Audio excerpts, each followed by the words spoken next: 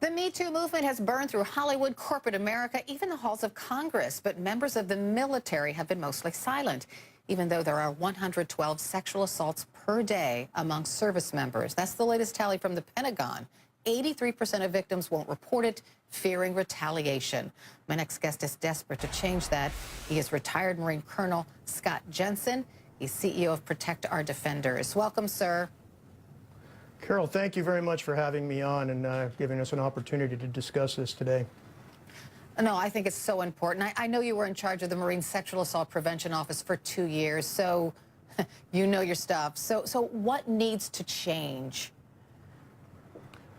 We need to give a deeper understanding of the cultural impacts on the young men and women who are enlisting every day, signing up for risking their freedom for our freedom, and creating a culture where they're able to support one another and trust one another more clearly. I mean, as you pointed out, Carol, that equates to a battalion of our armed force members a week who are being assaulted while they're trying to protect and defend us. I have heard that it's really a leadership problem, not so much a rank and file problem. What do you think?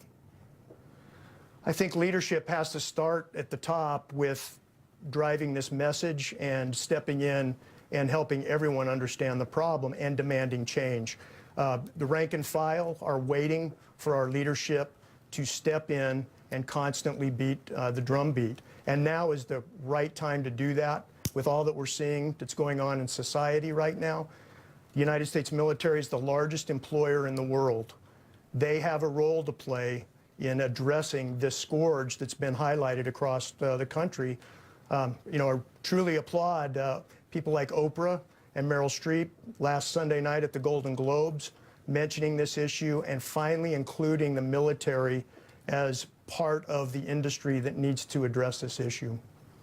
I know that there were protesters at the Pentagon earlier this week. They were demanding changes. You were there, so I'd just like to play what one protester had to say.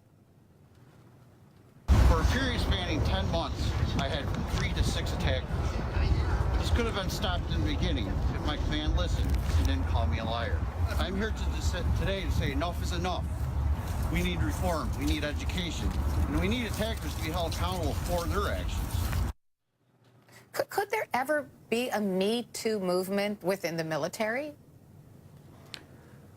I think that this is a prime opportunity to allow victims' voices to be heard and support victims and question how much we're supporting those who are being accused. I think there needs to be a seed change in the support that we give the victims within our military, and understanding that the military relationship and what those people who are living in the military are going through is significantly more challenging than those who are in civil society. They don't have the freedoms that other people do to say enough is enough and to walk away. To go back to your previous point, that's why it's so critical that leadership support those who are victims in our military ranks. Well, thanks for fighting the good fight, Colonel Scott Jensen, on more than one front. Thank you so much.